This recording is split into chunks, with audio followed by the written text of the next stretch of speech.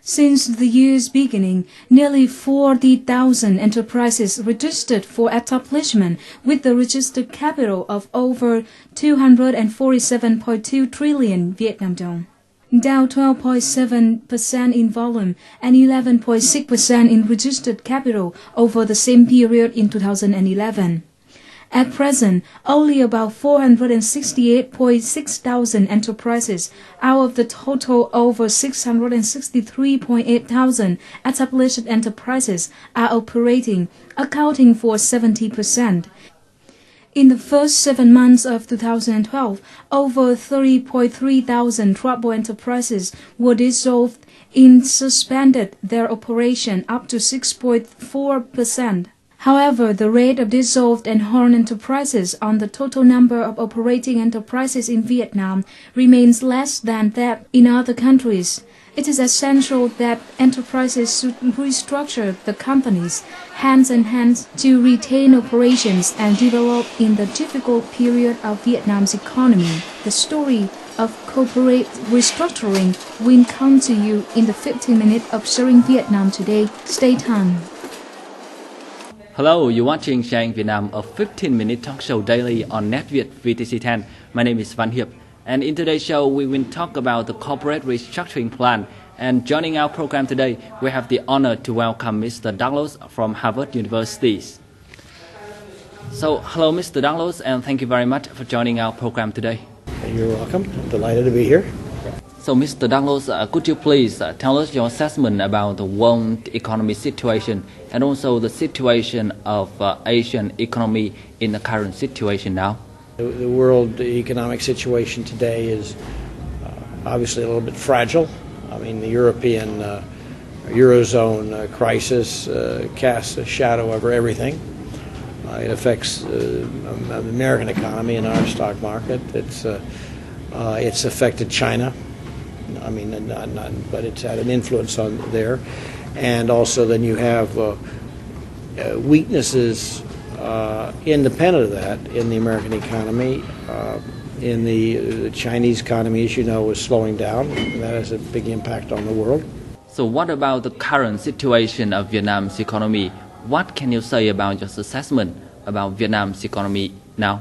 Well, I know that you have high bad debts. I know you have a slowing economy, and that businesses are having trouble, particularly in the construction area. Business had to close. I'm aware of that. I'm aware that there is an economic slowdown in Vietnam, and there's sort of discouragement. I'm aware of that. At the same time, you have had increasing exports and things like the electronics, high increasing exports. You're still exporting garments, substantially. I think your seafood exports have slowed down a little bit this year, as far as I know.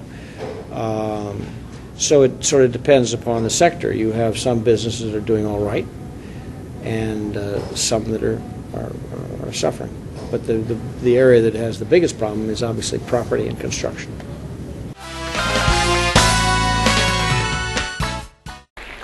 More than 400 domestic and foreign delegates attended the Vietnam CEO Summit 2012, titled Corporate Restructuring, Case Studies and Good Practice for Vietnamese Enterprises, in Hanoi on August the 2nd. At the summit, many economic experts said Vietnam has obtained rapid economic growth in recent years, thanks to robust development of the industry and services sectors, the shifting to manufacturing products of high added values, and engagement in regional production network. The large budgets of deficit, limited management capacity of the state apparatus, high risk of corruption, incomprehensive infrastructure and technology, and environmental issues are big barriers to economic development. In addition, Vietnamese businesses are facing challenges such as a lack of economic strategy and human resources, imbalance in capital, and problematic development models. So in the current situation of Vietnam's economy, many companies have to shut down and many others do not know when to start. So can you tell us when is a high time for the businesses in Vietnam to start the restructuring plan? I know that the reaction now is to a crisis, but in fact, you should see weaknesses before the crisis. Everybody's waiting till the last moment. You know, a lot of these firms probably had weaknesses before the crisis hit, and the crisis just, made them much worse. And so they should have begun restructuring or thought about it when they sensed these weaknesses to begin with. And so that's the first issue, but that doesn't answer the problem of the companies right now. But they should have restructured much earlier, to be honest with you. Also, the ones in property, there was one very famous company in the United States, PIMCO. It's a huge bond company, and everybody was investing in property back in 2008 or 2007, and everybody was doing it in the United States, and the head of this company said, "Look, if the property market can go up 10% in 1 year, it can also go down 10% in 1 year." And so he didn't go into the property market. Of course, he got saved. See, and so everybody gets caught up in property bubbles. I mean, it's not just Vietnam. If the company is going to start, they should start restructuring right now. I mean, they can do it right now. So how do you view the role of business administration and especially the human resource management in the current situation of Vietnam? The role of management, first of all, is to decide the direction of the restructuring. They have to decide what they're going to focus on, and then they have to find what their core business is, what they do best. Now, everybody uses the word, but you really have to think about what it really is. Then, when they make their decision, they can't give up. They have to really force it through. You can't just because you're going to get objections. So the role is to get people to adhere to the decision. That's very important. So you don't go off. But first of all, they have to make the decision. The way to get your direction is look very carefully at what your market is and see what these people want, particularly want. I mean, because it's, there's more subtleties there than at first appear. So it takes some thought. Restructuring should be thought intensive. It takes some real reflection. So we know that you are experiences in teaching the corporate finance in the US and also in some other countries. So can you tell us what would be the most suitable models for the business administration in Vietnam in the current situation? Corporate management, well, the same as every place else. I mean, you've got sort of best practice managers. It was mentioned today. It needs to be transparent. You want to have open accounts. The best thing to do is for people to be on the stock market and have to publish their accounts. That would be the best thing, because that will force management to face reality. So that's the first standard, is transparency. But that's not a problem just in Vietnam. But that would be the first thing that I would emphasize. The second is that you should delegate responsibility more. You should have much more responsibility to lower managers. Some companies do that in Vietnam, but that should be done much more.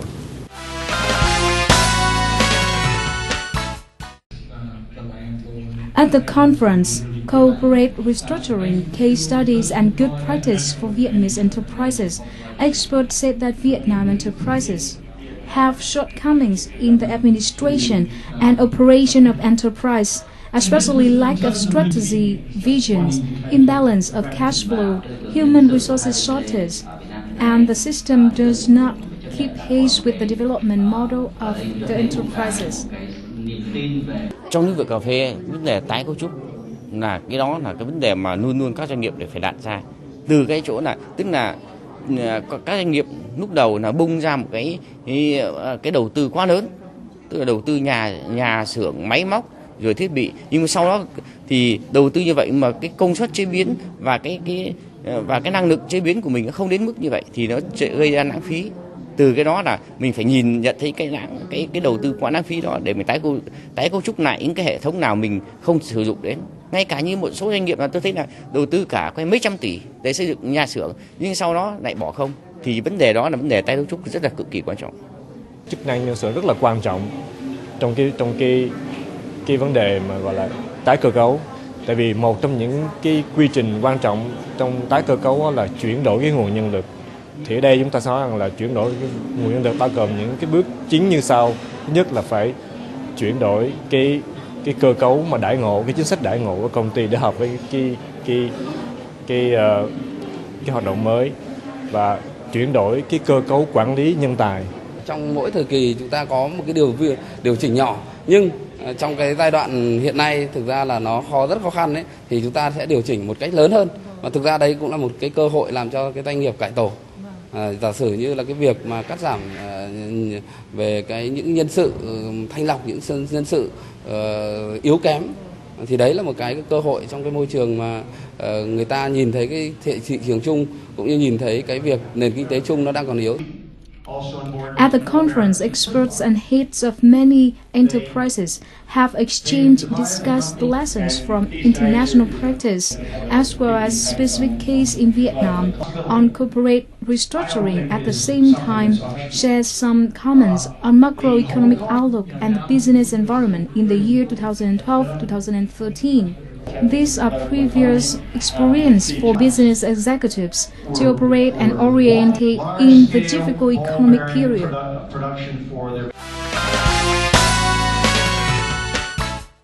So can you tell us how is the human resource management is expressed in the US economies? Or can you give us some examples of the human resource management in the US so that it can illustrate the best models of the corporate restructuring plan?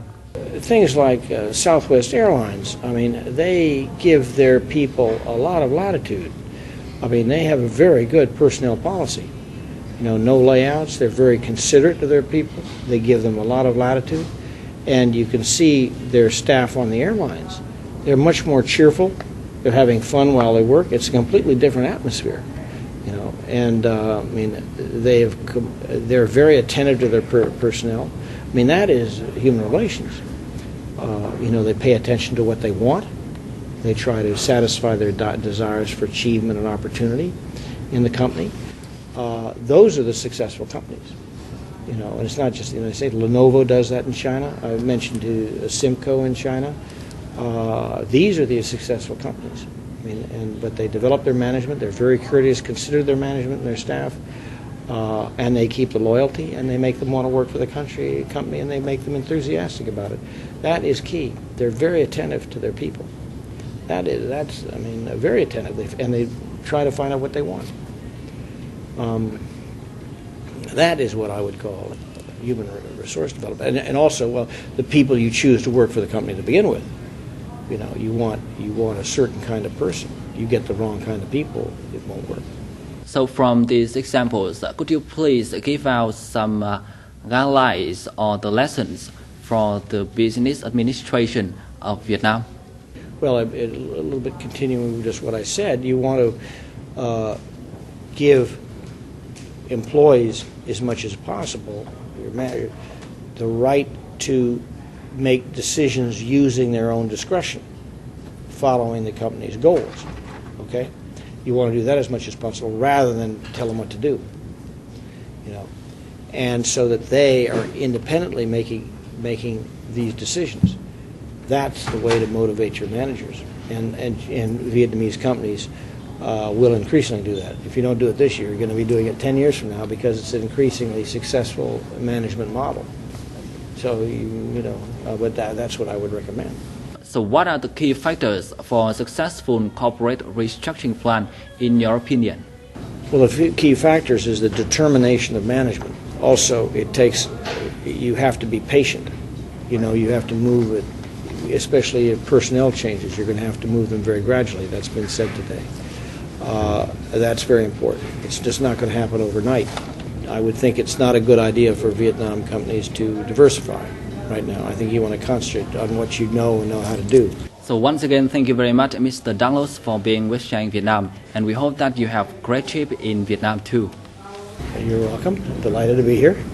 And with that, we have to wrap up our program for today. Thank you for watching. For comments and feedback, please send us an email at sharingvietnam@gmail.com. Once again, I'm Văn Hiệp. Bye for now. Cảm ơn giáo sư Carter và biên tập viên Văn Hiệp về câu chuyện rất thời sự vừa rồi. Tiếp theo, biên tập viên Minh Hải sẽ quay trở lại cùng chúng ta với tiểu mục Việt Nam hội nhập và phát triển bền vững. Cảm ơn biên tập viên Khánh Ly. Thưa quý vị, câu chuyện hội nhập ngày hôm nay sẽ mời quý vị đến một phát minh made in Việt Nam. Đó là thiết bị cung cấp nước cao cấp cho máy chạy thận nhân tạo, một thiết bị quan trọng và có ý nghĩa đặc biệt đối với những bệnh nhân bị suy thận mãn tính nói riêng và ngành y học Việt Nam nói chung.